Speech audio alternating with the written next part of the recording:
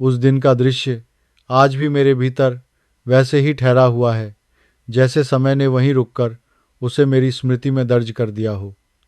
सत्संग समाप्त हुआ था। संगत धीरे धीरे उठ रही थी। कुछ लोग आपस में बातें कर रहे थे, कुछ मौन में बैठे हुए मन को समेट रहे थे। वातावरण में वही शांति थी जो सत्संग के बाद अपने आप उतर आती है। मुझे बिल्कुल अंदाजा नहीं था कि उसी शांति के बीच एक ऐसी घटना घट चुकी है जो बाद में मेरे मन को भीतर तक भिगो देगी। किसी ने कोई घोषणा नहीं की, कोई हलचल नहीं हुई, बस बाबा जी बिना शोर के निकल गए। जब ये बात मेरे कानों तक पहुंची तो पहले तो विश्वास ही नहीं हुआ। मैंने सोचा अभी तो यहीं होंगे, अभी तो दर्शन हुए थे। लेकिन जैसे जैसे ये खबर फैलती गई, मेरे भीतर एक अजीब सा खालीपन उतरने लगा। ऐसा लगा जैसे कोई बहुत अपना बिना बताए चला गया हो। न कोई विदाई, न कोई संकेत, बस एक मौन। उस मौन ने मुझसे शब्द छीन लिए। मैं वहीं खड़ा रहा, भीड़ में होते हुए भी अकेला। मुझे याद है, मैंने आसपास देखा। कुछ लोग स्तब्ध थे, कुछ की आंखें भर आई थीं, कुछ बस चुपचाप खड़े थे। किसी के चेहरे पर शिकायत नहीं थी, बस एक भाव था, प्रेम का, अपनापन का। उस क्षण मुझे समझ आया कि संगत बाबा जी से कितनी गहराई से जुड़ी हुई है। यह जुड़ाव आवाज़ों का मोहताज नहीं होता। जब रिश्ता भीतर का हो तो विदाई भी भीतर ही घटती है। मेरे मन में सवाल उठा, क्या ऐसा करना जरूरी था? बाबा जी चाहें तो एक पल रुक सकते थे, एक इशारा भर कर सकते थे। लेकिन फिर मुझे एहसास हुआ कि शायद यही उनकी शिक्षा थी। बिना शोर के जाना, बिना किसी को बांध कर रखना, बिना किसी अपेक्षा के आगे बढ़ जाना, यह कोई साधारण जाना नहीं था। यह एक संदेश था जो शब्दों में नहीं, अनुभव में समझ आता है। मैंने महसूस किया कि उस दिन बाबा जी ने मुझे उपस्थिति का सही अर्थ सिखाया। वे हमारे सामने हों या ना हों, उनका प्रभाव बना रहता है। उनका जाना हमें यह सिखाने आया था कि सच्चा संबंध दृश्यता पर नहीं टिका होता। जब प्रेम गहरा हो तो दूरी भी उसे कम नहीं कर पाती। उस दिन मैंने अपने भीतर झांका। मुझे लगा मैं दर्शन को पकड़कर बैठा था, जबकि बाबा जी मुझे दृष्टि से आगे भावना की ओर ले जाना चाहते थे। उनका बिना शोर जाना मेरे लिए एक निमंत्रण बन गया कि अब बाहर नहीं, भीतर देखो। जहाँ शोर नहीं होता वहीं असली संगत बसती है। जब मैं वहाँ से लौटा तो मेरे कदम भारी थे, लेकिन मन कहीं गहरा हो गया था। आंखें नम थीं, पर भीतर एक शांति थी, जैसे किसी ने बहुत धीरे से, बहुत प्रेम से मेरे कंधे पर हाथ रख दिया हो। उस दिन बाबा जी भले हमारी आंखों से ओझल हो गए हों, लेकिन मेरे मन में वह पहले से कहीं ज़्यादा स्पष्ट हो गए थे।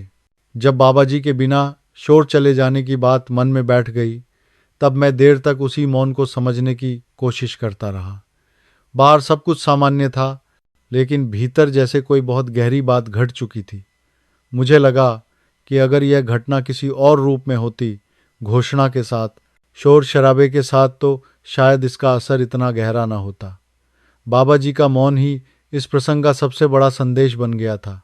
उस मौन में कोई दूरी नहीं थी, बल्कि एक अजीब सी निकटता थी जिसे शब्दों में नहीं बांधा जा सकता। मैंने सोचा, आज के समय में जहाँ हर काम प्रचार चाहता है, हर कदम को दिखाया जाता है, वहाँ बाबा जी का इस तरह चुपचाप निकल जाना क्या सिखा रहा है। मुझे समझ आने लगा कि सच्चा प्रेम ध्यान खींचने की कोशिश नहीं करता, वह बस अपना काम करता है और आगे बढ़ जाता है। बाबा जी ने संगत को रोका नहीं, किसी को बांधा नहीं, किसी से कुछ कहा नहीं, फिर भी हर दिल उनके साथ चला गया। यही तो वह प्रेम है जो आवाज़ का मोहताज नहीं होता। मुझे याद है, सत्संगों में कई बार सुना था कि महापुरुष अपनी महिमा नहीं गिनाते, वे तो संगत को आत्मनिर्भर बनाते हैं। उस दिन यह बात मेरे सामने जीती जागती खड़ी थी। बाबा जी का मौन कहना चाहता था, मेरे पीछे मत चलो, अपने भीतर चलो। ये समझ पाना आसान नहीं था, क्योंकि मन तो दृश्य चीज़ों से ही बंधा रहता है। लेकिन उसी बंधन को ढीला करने के लिए शायद यह मौन आवश्यक था। मैंने संगत के चेहरों को फिर से देखा। कोई शिकायत नहीं, कोई प्रश्न नहीं, बस एक स्वीकार था, जैसे सब समझ गए हों कि ये जाना भी कृपा ही है। मुझे लगा कि ये मौन दरअसल एक परीक्षा भी है। क्या हम सद्गुरु को तभी मानते हैं जब वे सामने हों, या तब भी जब वे चुपचाप आगे बढ़ जाएं? उस सवाल ने मुझे भीतर तक झकझोर दिया। धीरे धीरे मेरे मन में एक शांति उतरने लगी। मैं समझने लगा कि बाबा जी का प्रेम किसी क्षण में बंधा हुआ नहीं है। वह सत्संग के मंच तक सीमित नहीं है, वह हमारी दृष्टि तक भी सीमित नहीं है। वह तो उस मौन में है जहाँ शब्द खत्म हो जाते हैं और अनुभव शुरू होता है। उस दिन के बाद से मुझे यह स्पष्ट हो गया कि सच्चा प्रेम हमेशा हल्का होता है। वह बोझ नहीं बनता, वह जकड़ता नहीं। बाबा जी का बिना शोर जाना मेरे लिए एक शिक्षा बन गया कि अगर प्रेम सच्चा हो तो उसकी उपस्थिति का शोर करने की जरूरत नहीं पड़ती। वह मौन में भी पूरी तरह मौजूद रहता है। जैसे जैसे समय बीतता गया, बाबा जी के बिना शोर चले जाने की बात पूरे वातावरण में गहराई से उतरती चली गई। पहले यह सिर्फ एक सूचना थी, फिर एक अनुभूति बन गई। मैंने देखा कि संगत के चेहरों पर वही भाव था जो किसी अपने के अचानक दूर चले जाने पर होता है। न कोई आक्रोश, न कोई शिकायत, बस एक शांत उदासी। आंखें नम थीं, लेकिन होंठों पर कोई सवाल नहीं था। उस दृश्य ने मेरे मन को अपने आप झुका दिया। मुझे याद है, किसी ने ऊंची आवाज में कुछ नहीं कहा। न कोई भीड़ जमा हुई, न कोई चर्चा शुरू हुई। लोग चुपचाप अपने अपने स्थान पर खड़े रहे या धीरे धीरे चलने लगे। यह मौन किसी मजबूरी का नहीं था, यह सम्मान का था। मैंने महसूस किया कि जब प्रेम गहरा होता है तब दुख भी शालीन हो जाता है।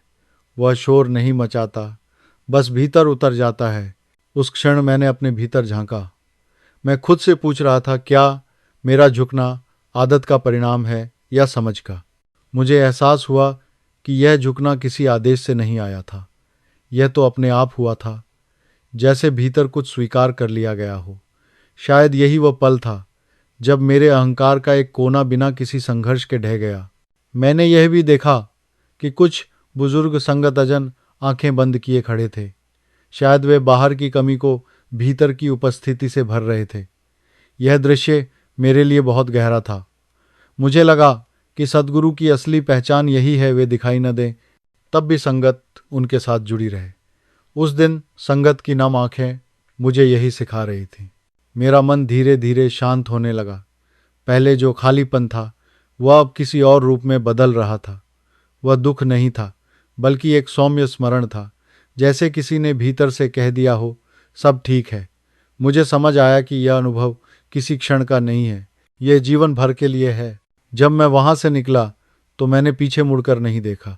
मुझे लगा कि देखने की जरूरत नहीं है।